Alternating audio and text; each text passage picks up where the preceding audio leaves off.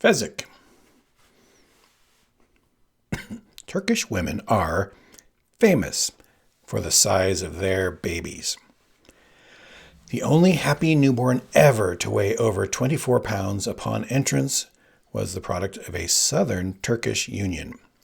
Turkish hospital records list a total of 11 children who weighed over 20 pounds at birth, and 95 more who weighed between 15 and 20.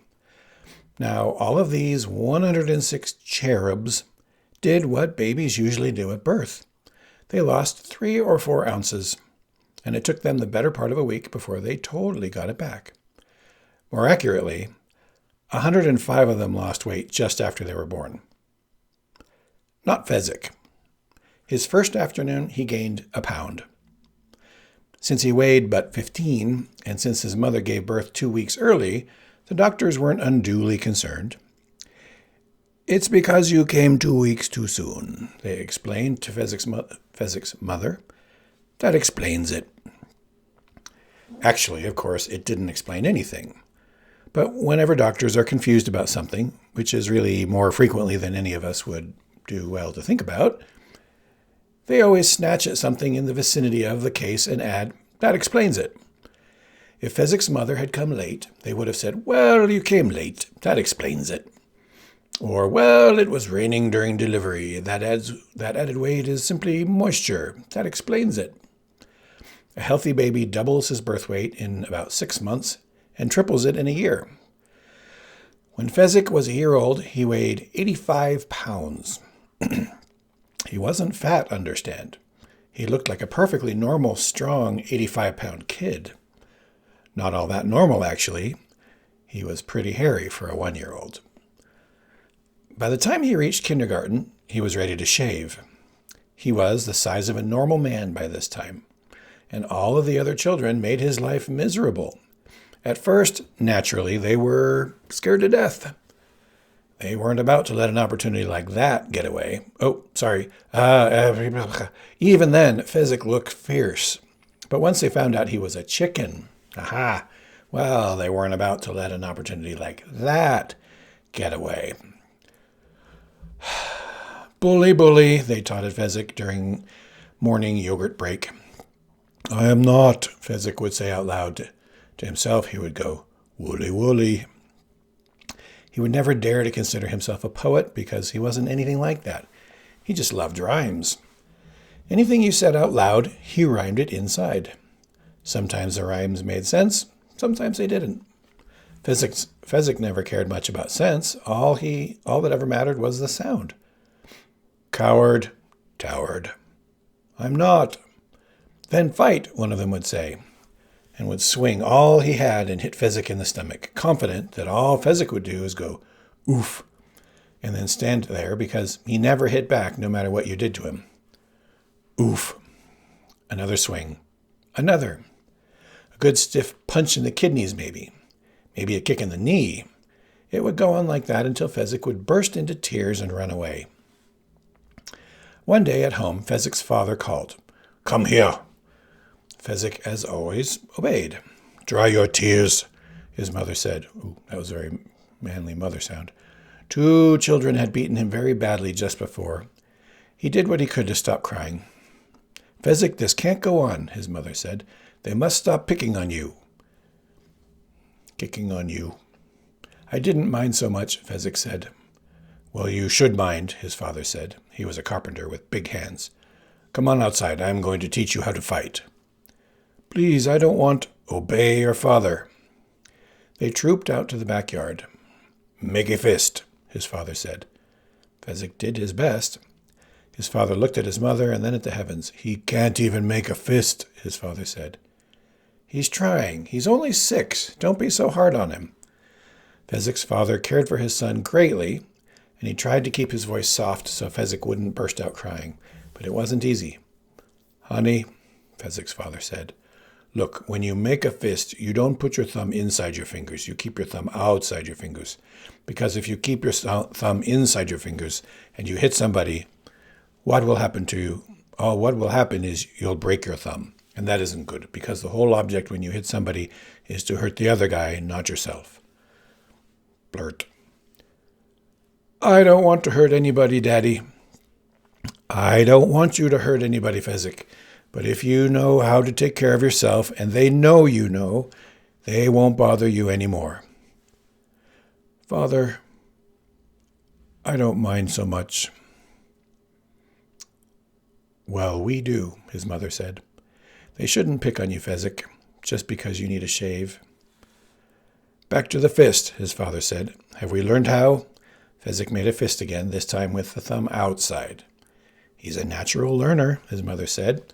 She cared for him as greatly as his father did. Now hit me, Fezzik's father said. No, I don't want to do that. Hit your father, Fezzik. Maybe he doesn't know how to hit, Fezzik's father said. Maybe not, Fezzik's mother shook her head sadly. Watch, honey, Fezzik's father said. See? Simple. You just make a fist like you already know, and then you pull back your arm a little and aim for where you want to land and let go. Show your father what a natural learner you are, Fezzik's mother said. Make a punch. Hit him a good one. Fezzik made a punch toward his father's arm. Fezzik's father stared at the heavens again in frustration. He came close to your arm, Fezzik's mother said quickly, before her son's face could cloud. That was very good for a start, Fezzik. Tell him what a good start he made, she said to her husband. It was in the right general direction, Fezzik's father managed. If only I'd been standing 1 yard further west, it would have been perfect. I'm very tired, Fezzik said. When you learn so much so fast, you get so tired. I do anyway. Please, may I be excused? Not yet, Fezzik's mother said. Honey, please hit me really hard. Try. You're a smart boy. Hit me a good one, Fezzik's father begged. Tomorrow, Daddy, I promise. Tears began to form. Crying's not going to work, Fezzik, his father exploded. It's not going to work on me, and it's not going to work on your mother. You're going to do what I say, and what I say is you're going to hit me, and if it takes all night, we're going to stand right here, and if it takes all week, we're going to stand right here, and if it's splat. This was before emergency wards, and that was too bad, at least for Fezzik's father, because there was no place to take him after Fezzik's punch landed, except to his own bed, where he remained with his eyes shut for a day and a half, except for when the milkman came to fix his broken jaw. This was not before doctors, but in Turkey, they hadn't gotten around to claiming the bone business yet. Milkmen were still in charge of bones. The logic being that since milk was so good for bones, who would know more about broken bones than a milkman? When Fezzik's father was able to open his eyes as much as he wanted, they had a family talk, the three of them. You are very strong, Fezzik, his father said. Actually, that's not strictly true. What his father meant was, you're very strong, Fezzik. What came out was more like zzz. Ever since the milkman had wired his jaws together, all he could manage was the letter Z. But he had a very expressive face, and his wife understood him perfectly. He says, you're very strong, Fezzik. I thought I was, Fezzik answered. Last year I hit a tree once when I was very mad. I knocked it down. It was a small tree, but still I figured that had to mean something.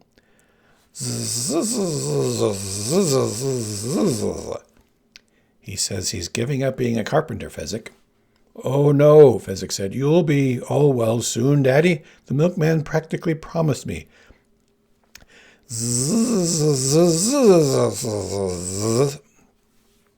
He wants to give up being a carpenter, Fezzik. But what will he do? Fezzik's mother answered this one herself. She and her husband had been up half the night agreeing on the decision. He's going to be your manager, Fezzik. Fighting is the national sport of Turkey. We're all going to be rich and famous. But, Mommy, Daddy, I don't like fighting. Fezzik's father reached out and gently patted his son's knee. Zzz. He says, it's going to be wonderful, his mother translated. Fezzik only burst into tears. They had his first professional match in the village of Sandiki on a steaming hot Sunday. Fezzik's parents had a terrible time getting him into the ring. They were absolutely confident of victory because they had worked very hard. They had taught Fezzik for 3 solid years before they mutually agreed that he was ready. Fezzik's father handled tactics and ring strategy, while his mother was more in charge of diet and training. And they had never been happier. Fezzik had never been more miserable. He was scared and frightened and terrified, all rolled into one. No matter how they reassured him, he refused to enter the arena because he knew something. Even though outside he looked 20 and his mustache was already coming along nicely, inside he was still this 9-year-old who liked rhyming things. "No," he said, I won't, and you can't make me." "After all we've slaved for these 3 years," his father said. His job was almost as good as new now. "He'll hurt me," Fezzik said. "Life is pain," his mother said. "Anybody that says different is selling something." "Please, I'm not ready. I forget the holds. I'm not graceful and I fall down a lot. It's true." It was. Their only real fear was, were they rushing him? "When the going gets tough, the tough get going," Fezzik's mother said. "Get going, Fezzik," his father said. Fezzik stood his ground. "Listen, we're not going to threaten you," Fezzik's parents said, more or less together. "We'll all care for each other too much. We all care for each other too much to pull any of that stuff. If you don't want to fight, nobody's going to force you. We'll just leave you alone forever." Fezzik's picture of hell was being left alone forever. He had told him that when he was 5. They marched into the arena then to face the champion of Sandiki, who had been champion for 11 years, since he was 24. He was very graceful and wide and stood 6 feet in height, only half a foot less than Fezzik. Fezzik didn't stand a chance. He was too clumsy. He kept falling down or getting his holds on backwards, so they weren't holds at all. The champion of Sandiki toyed with him. Fezzik kept getting thrown down or falling down or tumbling down or stumbling down. He always got up and tried again, but the champion of Sandiki was much too fast for him and too clever and much, much too experienced. The crowd laughed and ate baklava and enjoyed the whole spectacle. Until Fezzik got his arms around the champion of Sandiki. The crowd grew very quiet then. Fezzik lifted him up. No noise. Fezzik squeezed. And squeezed. "That's enough now," Fezzik's father said. Fezzik laid the other man down. "Thank you," he said. "You are a wonderful fighter, and I was lucky." The ex-champion of Sandiki kind of grunted. "Raise your hands. You're the winner," his mother reminded. Fezzik stood there in the middle of the ring with his hands raised. "Boo!" said the crowd. "Animal! Ape! Gorilla! Boo!" They did not linger long in Sandiki. As a matter of fact, it wasn't very safe for them from then on to linger long anywhere. They fought the champion of Ispir. Boo! The champion of Simal. Boo! They fought in Bolu. They fought in Zil. Boo! "I don't care what anybody says," Fezzik's mother told him one winter afternoon. "You're my son, and you're wonderful."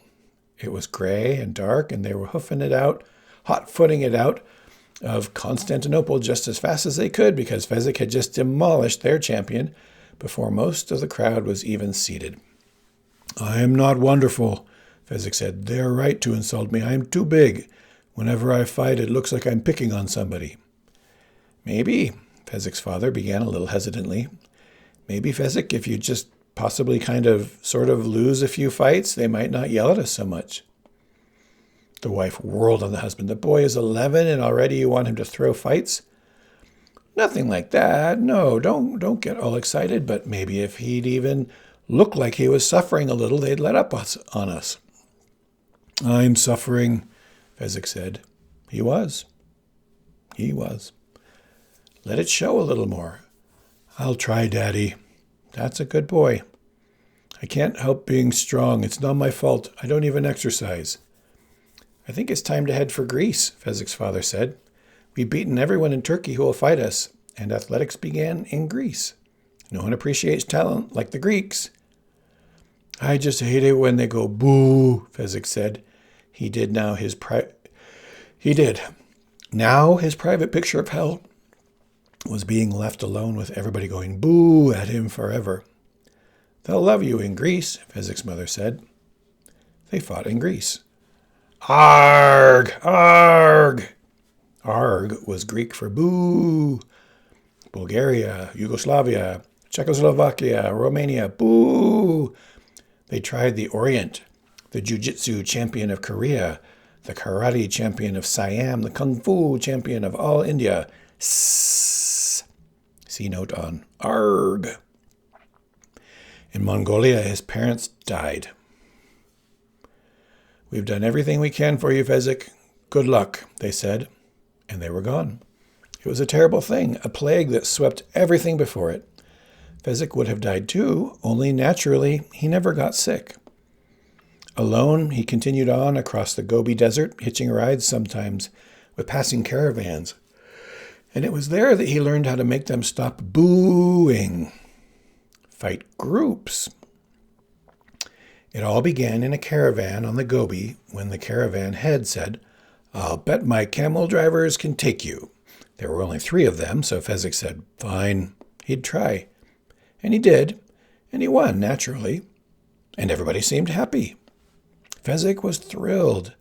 They never fought just one person. He never fought just one person again, if it was possible. For a while, he traveled from place to place, battling gangs for local charities. But his business head was never much, and besides, doing things alone was even less appealing to him now that he was into his late teens than it had been before. He joined a traveling circus. All the other performers grumbled at him because, they said, he was eating more than his share of food. So he stayed pretty much to himself, except when it came to his work. But then one night, when Fezzik had just turned 20, he got the shock of his life. The booing was back again. He could not believe it. He had just squeezed 6 men into submission, cracked the heads of 6 more. What did they want from him? The truth was simply this. He had gotten too strong. He would never measure himself, but everybody whispered he must be over 7 feet tall. He would never step on a scale, but people claimed he weighed 400. And not only that, he was quick now. All the years of experience had made him almost inhuman. He knew all the tricks, could counter all the holds. Animal, ape, gorilla, boo! That night, alone in his tent, Fezzik wept. He was a freak. Speak. He still loved rhymes. A 2-eyed cyclops, eye drops. Like the tears that were dropping now, dropping from his half-closed eyes. By the next morning, he had gotten control of himself. At least he still had his circus friends around him. That week, the circus... That was not on. That week, the circus fired him. The crowds were booing them now, too, and the fat lady threatened to walk out, and the midgets were fuming, and that was it for Fezzik. That was in the middle of Greenland. And, as everybody knows, Greenland then, as now, was the loneliest place on Earth. In Greenland, there is 1 person for every 20 square miles of real estate. Probably the circus was pretty stupid taking a booking there, but that wasn't the point. The point was that Fezzik was alone, in the loneliest place in the world, just sitting there on a rock, watching the circus pull away. He was still sitting there the next day when Vizzini the Sicilian found him. Vizzini flattered him, promised to keep the boos away. Vizzini needed Fezzik, but not half as much as Fezzik needed Vizzini. As long as Vizzini was around, you couldn't be alone. Whatever Vizzini said, Fezzik did. And if that meant crushing the head of the man in black, so be it. But not by ambush, not the coward's way, nothing unsportsmanlike. His parents had always taught him to go by the rules. Fezzik stood in shadow, the great rock tight in his great hand. He could hear the footsteps of the man in black coming nearer, nearer. Fezzik leapt from the hiding and threw the rock with incredible power and perfect accuracy. It smashed into a boulder a foot away from the face of the man in black. "I did that on purpose," Fezzik said. Then, picking up another rock, holding it ready, "I didn't have to miss." I believe you, the man in black said. They stood facing each other on the narrow mountain path. Now what happens? Asked the man in black. We face each other as God intended, Fezzik said. No tricks, no weapons. Skill against skill alone. You mean you'll put down your rock, and I'll put down my sword, and we'll try to kill each other like civilized people? Is that it? If you'd rather, I can kill you now, Fezzik said gently, and he raised the rock to throw. I'm giving you a chance. So you are, and I accept it, said the man in black, and he began to take off his sword and scabbard. Although, frankly, I think the odds are slightly in your favor at hand fighting. I tell you what I tell everybody, Fezzik explained. I cannot help being the biggest and strongest. It's not my fault. I'm not blaming you, said the man in black. Let's get to it then, Fezzik said, and he dropped his rock and got into fighting position, watching as the man in black slowly moved towards him. For a moment, Fezzik felt almost wistful. This was clearly a good fellow, even if he had killed Inigo. He didn't complain or try to beg or bribe. He just accepted his fate. No complaining, nothing like that. Obviously a criminal of character. Was he a criminal, though? Fezzik wondered. Surely the mask would indicate that. Or was it worse than that? Was he disfigured? His face burned away by acid, perhaps? Or perhaps born hideous? Why do you wear a mask and hood? Fezzik asked. I think everybody will in the near future. That was not a yawn. Anyways, it's bedtime for you. You're supposed to be going to sleep. I think everybody will in the near future, was the man in black's reply. They're terribly comfortable. They faced each other on the mountain path. There was a moment's pause. Then they engaged. Fezzik let the man in black fiddle around for a bit, tested the man's strength, which was considerable for someone who wasn't a giant. He let the man in black feint and dodge and try a hold here and a hold there. Then, when he was quite sure the man in black would not go to his maker embarrassed, Fezzik locked his arms tight around. Fezzik lifted and squeezed and squeezed.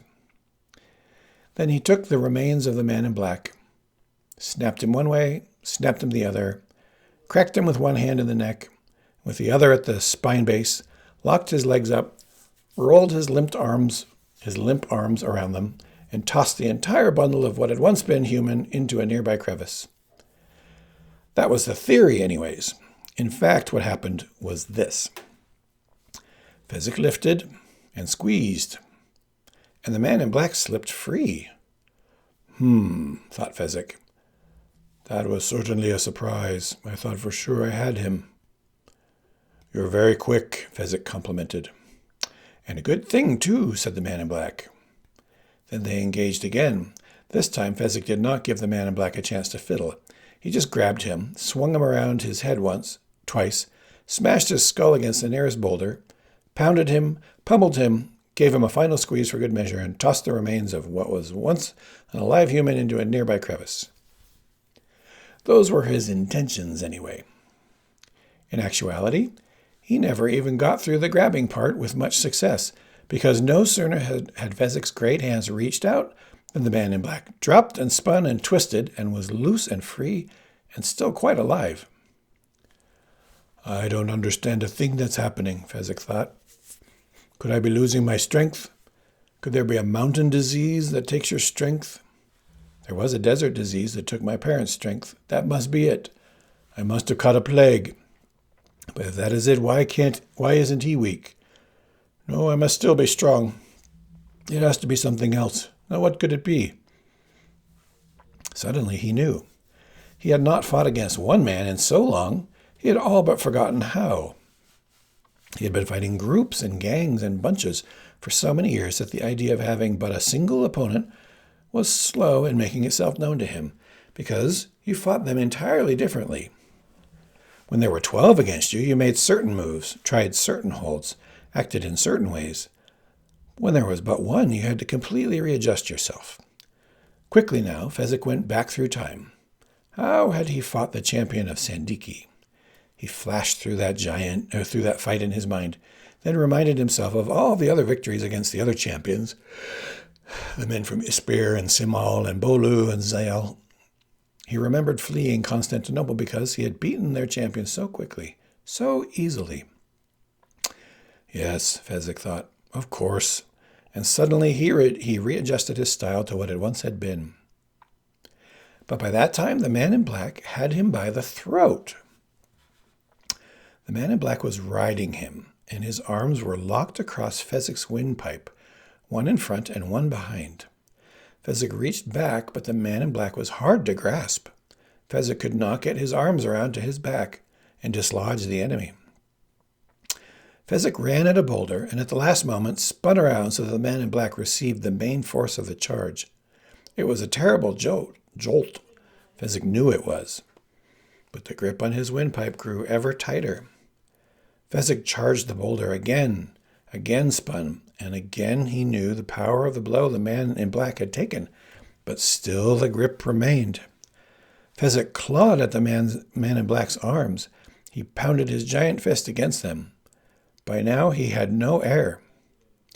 Fezzik continued to struggle. He could feel a hollowness in his legs now. He could see the world beginning to pale. But he did not give up.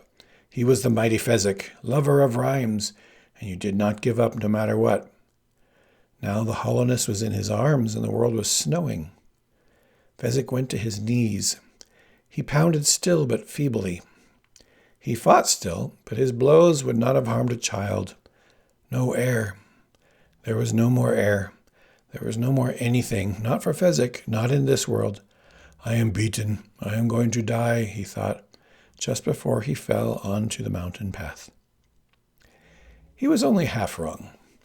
There is an instant between unconsciousness and death, and as the giant pitched onto the rocky path, that instant happened, and just before it happened, the man in black let go. He staggered to his feet and leaned against a boulder until he could walk. Fezzik lay sprawled, faintly breathing. The man in black looked around for a rope to secure the giant, gave up the search as soon as he had begun. What good were ropes against strength like this? He would simply snap them.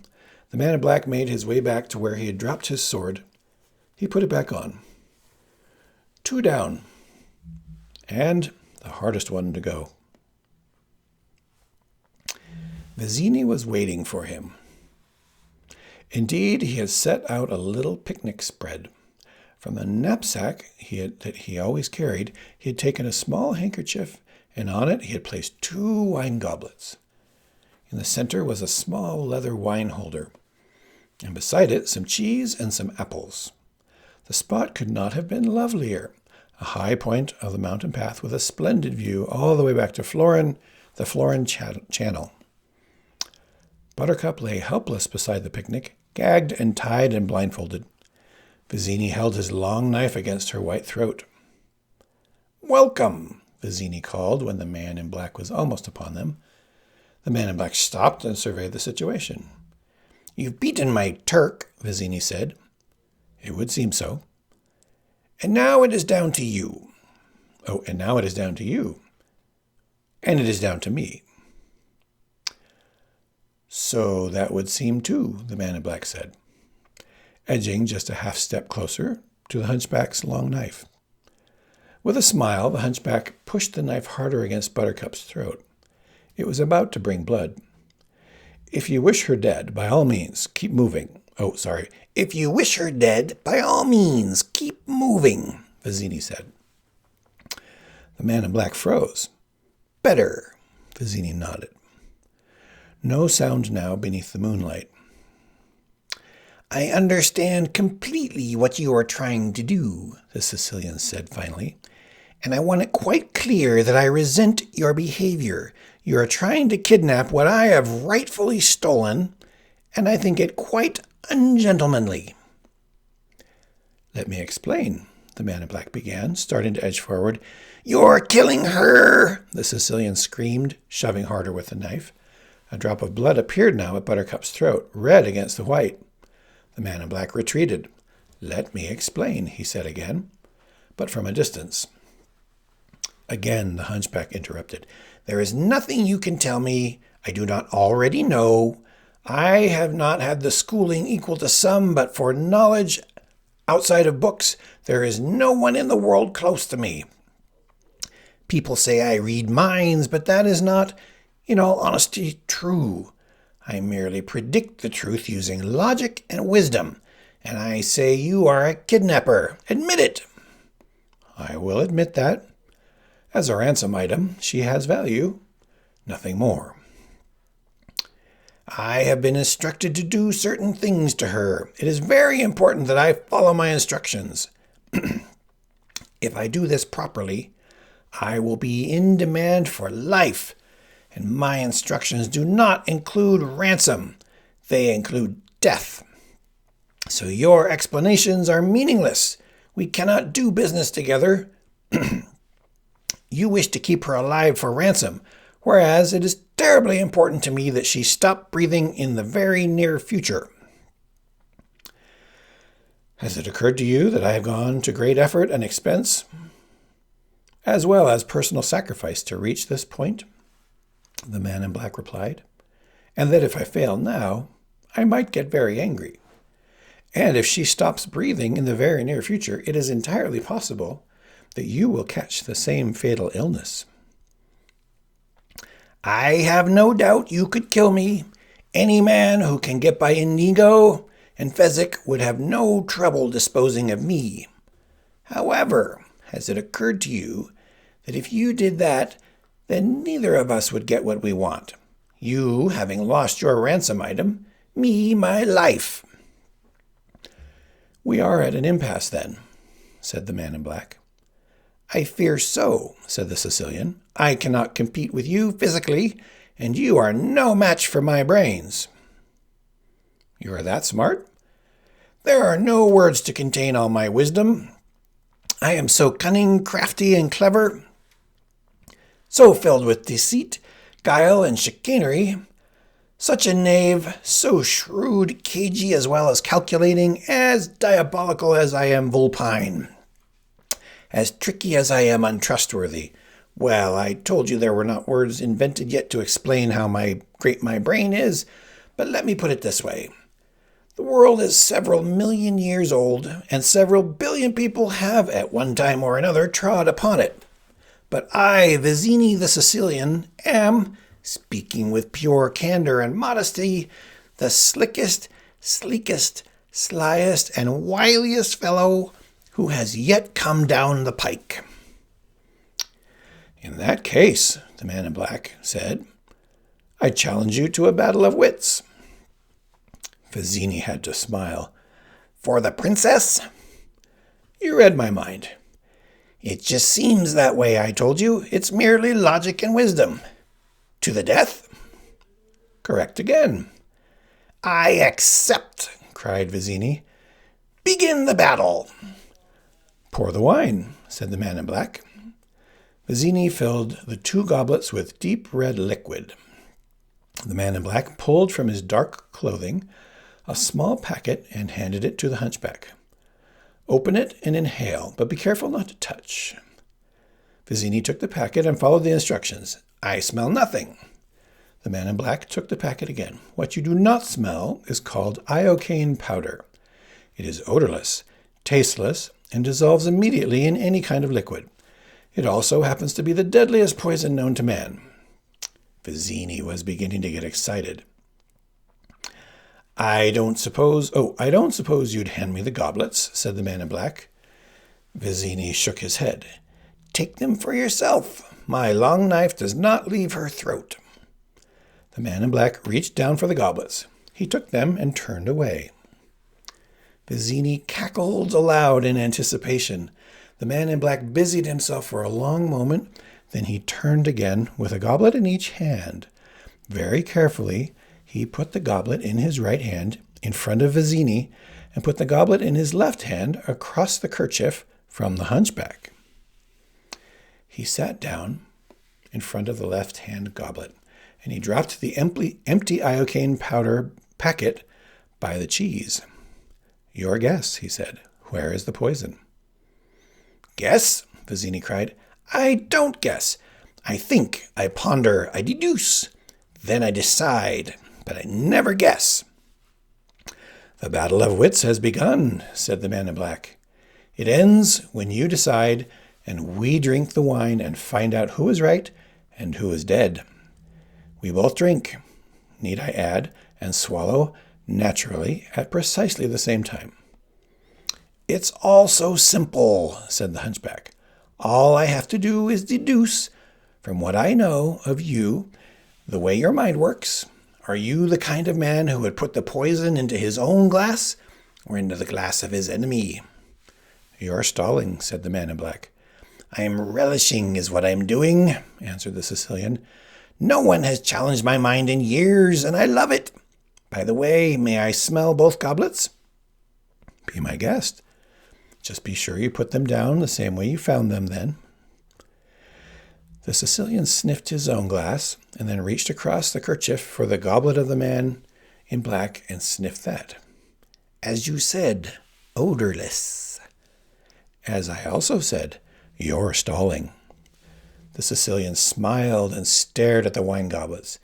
"Now a great fool," he began, "would place the poison in his own goblet because he would know that only another great fool would reach first for what he was given. I am clearly not a great fool, so I will clearly not reach for your wine." "That's your final choice?" "No, because you knew that I was not a great fool, so you would know that I would never fall for such a trick. You would count on it, so I will clearly not reach for mine either." "Keep going," said the man in black. "I intend to." The Sicilian reflected a moment. "We have now decided that the poison cup is most likely in front of you. But the poison is powder made from iocane, and iocane comes only from Australia. And Australia, as everyone knows, is peopled with criminals, and criminals are used to having people not trust them, as I don't trust you, which means I can clearly not choose the wine in front of you." The man in black was starting to get nervous. "But again, you must have suspected that I knew the origin of iocane, so you would have known I knew about the criminals and criminal behavior, and therefore I can clearly not choose the wine in front of me." "Truly, you have a dizzying intellect," whispered the man in black. "You have beaten my Turk, which means you are exceptionally strong. And exceptionally strong men are convinced that they are too powerful ever to die. Too powerful even for iocane poison. So you could have put it in your cup, trusting on your strength to save you. Thus I can clearly not choose the wine in front of you." The man in black was very nervous now. "But you also bested my Spaniard, which means you must have studied, because he studied many years for his excellence. And if you can study, you are clearly more than simply strong. You are aware of how mortal we all are, and you do not wish to die. So you would have kept the poison as far from yourself as possible.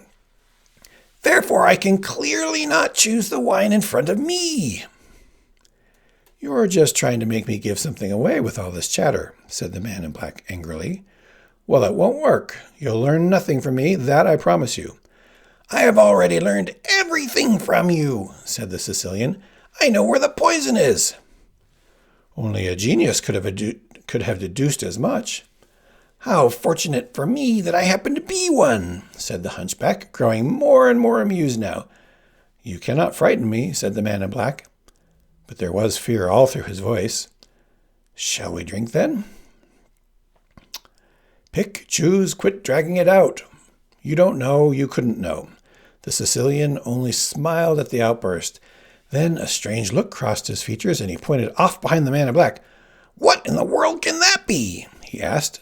The man in black turned around and looked. "I don't see anything." "Oh, well, I could have sworn I saw something. No matter," the Sicilian began to laugh. "I don't understand what's so funny," said the man in black. "I'll tell you in a minute," said the hunchback. "But first, let's drink." And he picked up his own wine goblet. The man in black picked up the one in front of him. They drank. "You guessed wrong," said the man in black. "You only think I guessed wrong," said the Sicilian, his laughter ringing louder. "That's what's so funny. I switched glasses when your back was turned. There was nothing for the man in black to say.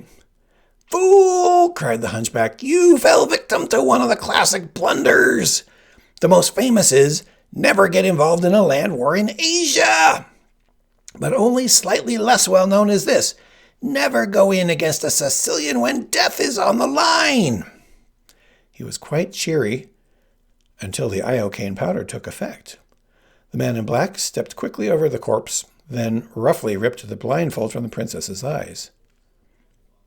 I heard everything that happened, Buttercup began, and then she said, oh, because she had never been next to a dead man before. You killed him, she whispered finally. I let him die laughing, said the man in black. Pray I do as much for you. He lifted her, slashed her bonds away, put her on her feet, and started to pull her along. Please, Buttercup said, give me a moment to gather myself. The man in black released his grip. Buttercup rubbed her wrists, stopped, massaged her ankles. She took a final look at the Sicilian. To think, she murmured, all that time it was your cup that was poisoned. They were both poisoned, said the man in black. I've spent the past 2 years building up an immunity to iocane powder. Buttercup looked at him. He was terrifying to her.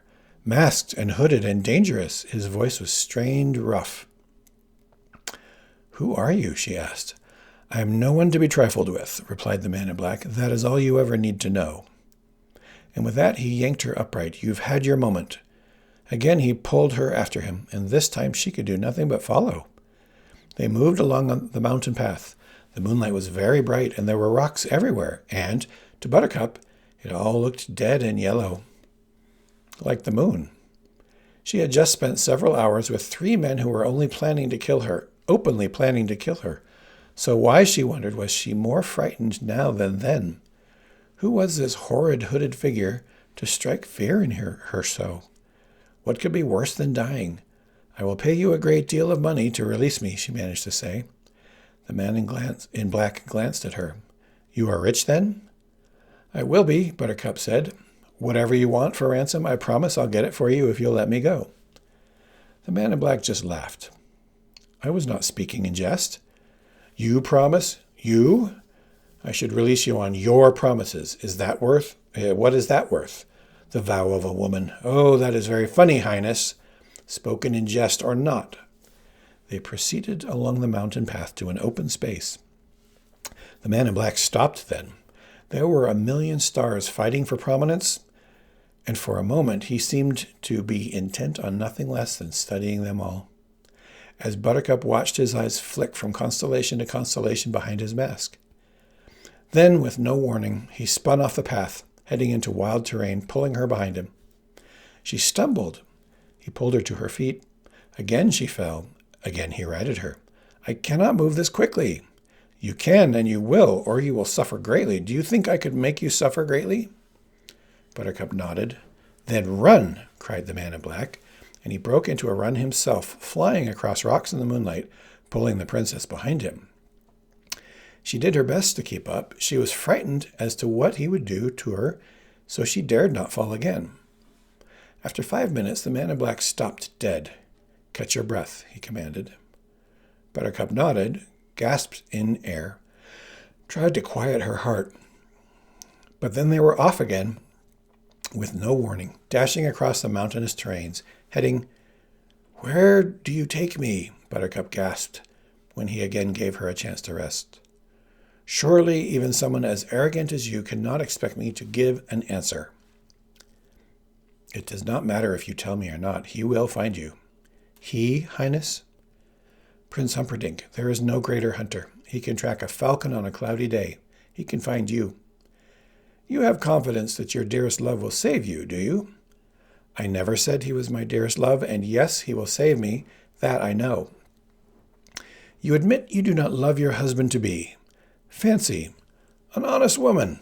You are a rare specimen, Highness. The prince and I have never from the beginning lied to each other. He knows I do not love him. Are not capable of love is what you mean.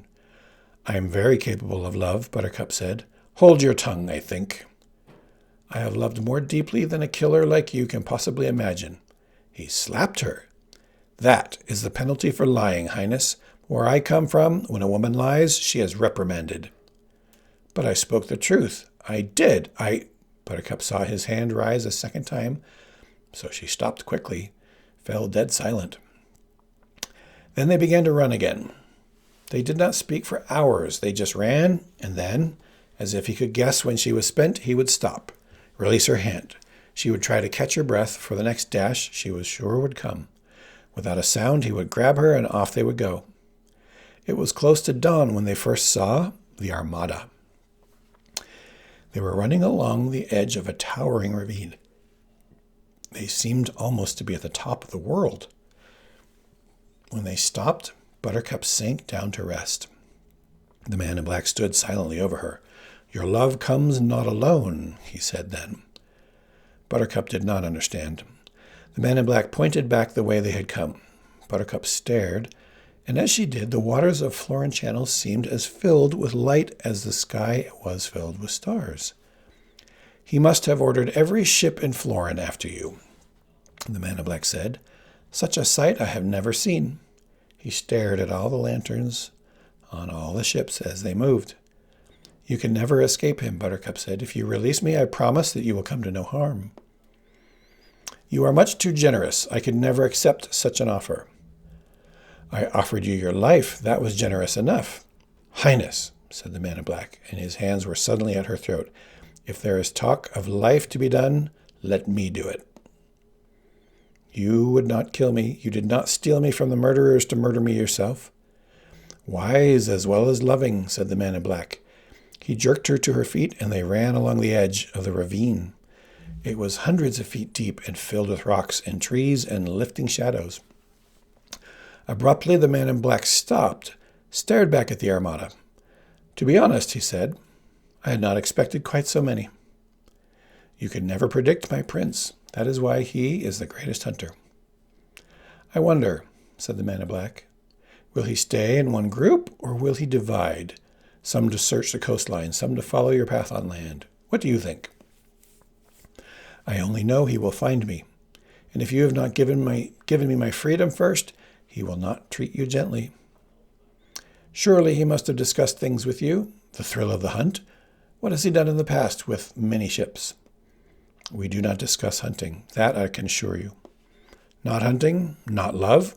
What do you talk about?" "We do not see all that much of each other." "Tender couple." Buttercup could feel the upset coming. "We are always very honest with each other. Not everyone can say as much." "May I please tell you something, Highness? You are very cold." "I am not. Very cold and very young, and if you live, I think you'll turn to hoarfrost." "Why do you pick at me? I have come to terms with my life, and that is my affair. I am not cold, I swear. But I have decided certain things, and it is best for me to ignore emotion. I have not been happy dealing with it." Her heart was a secret garden, and the walls were very high. "I loved once," Buttercup said after a moment. "It worked out badly." "Another rich man?" "Yes, and he left you for a richer woman." "No. Poor. Poor, and it killed him." "Were you sorry? Did you feel pain? Admit that you felt nothing. Do not mock my grief. I died that day." The Armada began to fire signal cannons. The explosions echoed through the mountains. The man in black stared as the ships began to change formation. And while he was watching the ships, Buttercup shoved him with all her strength remaining. For a moment, the man in black teetered at the ravine edge. His arms spun like windmills fighting for balance. They swung and gripped the air, and then he began his slide. Down went the man in black, stumbling and torn and reaching out to stop his descent. But the ravine was too steep and nothing could be done. Down, down, rolling over rocks and spinning out of all control. Buttercup stared at what she had done. Finally he rested far below her, silent and without motion. "You can die too, for all I care," she said, and then she turned away. Words followed her, whispered from far, weak and warm and familiar. As you wish. Dawn in the mountains. Buttercup turned back to the source of the sound and stared down as, in first light, the man in black struggled to remove his mask. "Oh, my sweet Wesley," Buttercup said, "what have I done to you now?" From the bottom of the ravine there came only silence. Buttercup hesitated not a moment. Down she went after him, keeping her feet as best she could, and as she began she thought she heard him crying out to her over and over, but she could not make sense of his words, because inside her now there was thunder of walls crumbling, and that was noise enough. Besides, her balance quickly was gone, and the ravine had her. She fell fast, and she fell hard. But what did that matter, since she would have gladly dropped 1,000 feet onto a bed of nails if Wesley had been waiting at the bottom. Down, down, tossed and spinning, crashing, torn out of all control. She rolled and twisted and plunged, cartwheeling toward what was left of her beloved. From his position at the point of the Armada, Prince Humperdinck stared up at the cliffs of Insanity. This was just like any other hunt. He made himself think away the quarry. It did not matter if you were after an antelope or a bride-to-be. The procedures held. You gathered evidence, then you acted. You studied, then you performed. If you studied too little, the chances were strong, that's not a yawn, that your actions would also be too late. You had to take time. And so, frozen in thought, he continued to stare up the sheer face of the cliffs. Obviously, someone had recently climbed them. There were foot scratchings all the way up a straight line, which meant most certainly a rope, an arm-over-arm climb up a 1,000-foot rope with occasional foot kicks for balance. To make such a climb required both strength and planning, so the prince made those marks in his brain. My enemy is strong. My enemy is not impulsive. Now his eyes reached a point perhaps 300 feet from the top. Here it began to get interesting. Now the foot scratchings were deeper, more frequent, and they followed no direct ascending line. Either someone left the rope 300 feet from the top intentionally, which makes no sense, or the rope was cut while that someone was still 300 feet from safety. For clearly, this last part of the climb was made up the rock face itself. But who had such talent?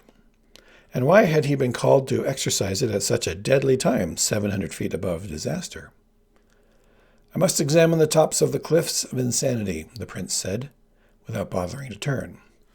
From behind him, Count Rugen only said, "Done," and awaited further instructions. "Send half the Armada south along the coastline, the other north. They should meet by twilight near the fire swamp. Our ship will sail to the first landing possible." That's not a yawn. "Landing possibility, and you will follow me with your soldiers. Ready the whites." Count Rugen signaled the cannoneer, and the prince's instructions boomed along the cliffs. Within minutes, the Armada had begun to split, with only the prince's giant ship sailing alone closest to the coastline, looking for a landing possibility. "There," the prince ordered. Sometime later, and his ship began maneuvering into the cove for a safe place to anchor. That took time, but not much, because the captain was skilled, and, more than that, the prince was quick to lose patience, and no one dared risk that. Humperdinck jumped from ship to shore. A plank was lowered, and the whites were led to ground. Of all his accomplishments, none pleased the prince as did these horses. Some day he would have an army of them, but getting the bloodlines perfect was a slow business. He now had 4 whites, and they were identical. Snowy, tireless giants 20 hands high. On flat land, nothing could catch them, and even on hills and rocky terrain there was nothing short of Araby close to their equal. The prince, when rushed, rode all 4 bareback. The only way he ever rode, riding 1, leading 3, changing beasts in mid-stride so that no single animal had to bear his bulk to the tiring point. Now he mounted and was gone. It took him considerably less than an hour to reach the edge of the cliffs of Insanity. He dismounted, went to his knees, commenced his study of the terrain. There had been a rope tied around a giant oak. The bark at the base was broken and scraped, so probably whoever reached the top untied the rope, and whoever was on the rope at the moment was 300 feet from the peak and somehow survived the climb. A great jumble of footprints caused him trouble. It was hard to ascertain what had gone on. Perhaps a conference? Because 2 sets of footprints seemed to lead off, while one remained pacing the cliff edge. Then there were 2 on the cliff edge. Humperdinck examined the prints until he was certain of 2 things. Number 1, a fencing match had taken place. Number 2, the combatants were both masters. The stride length, the quickness of the foot feints, all clearly revealed to his unfailing eye, made him reassess his second conclusion. They were at least masters, probably better. Then he closed his eyes and concentrated on smelling out the blood. Surely in a match of such ferocity, blood must have been spilled. Now it was a matter of giving his entire body over to his sense of smell. The prince had worked at this for many years, ever since a wounded tigress had surprised him from a tree limb while he was tracking her. He had let his eyes follow the blood hunt then, and it had almost killed him.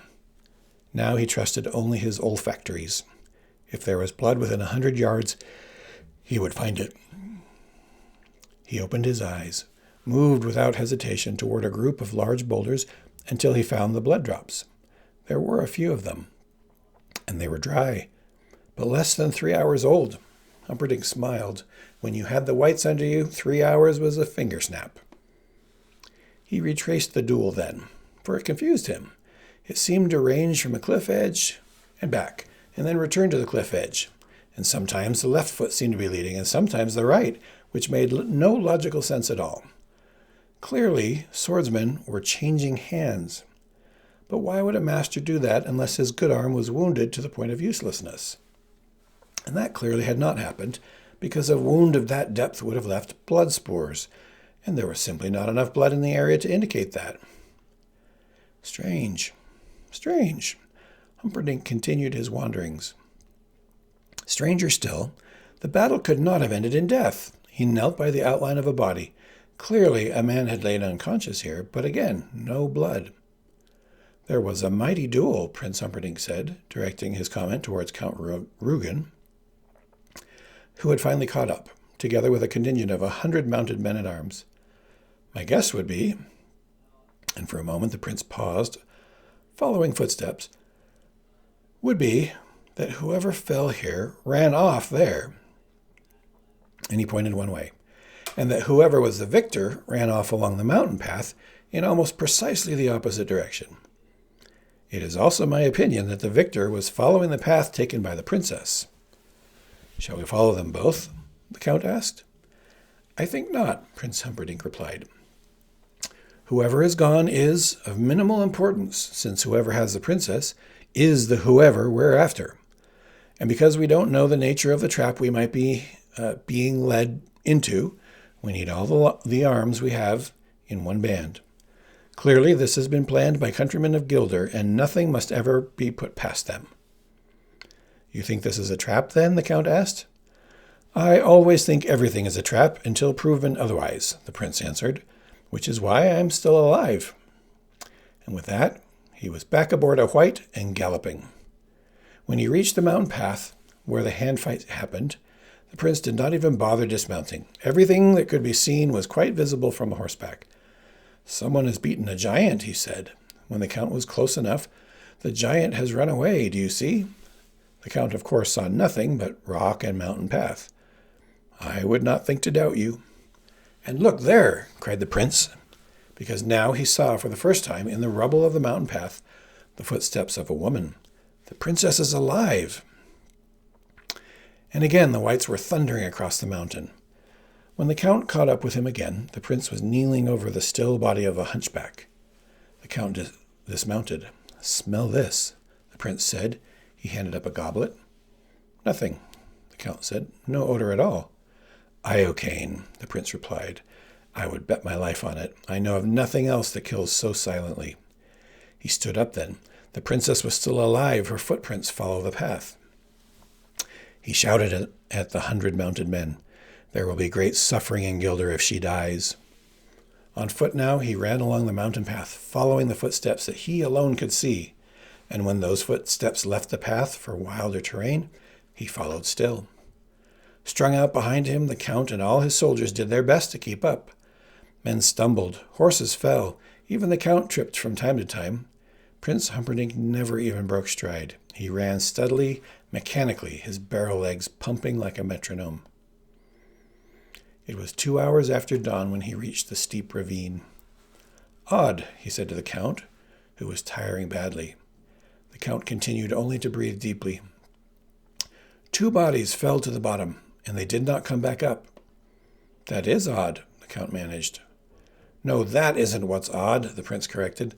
"Clearly the kidnapper did not come back up because the climb was too steep, and our cannons must have let him know that they were closely pursued.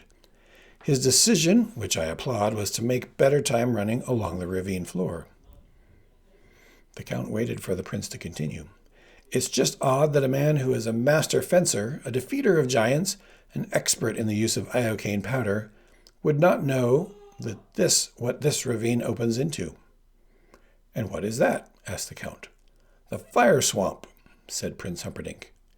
"Then we have him." "Precisely so. It was a well-documented trait of his to smile only just before the kill. His smile was very much in evidence now.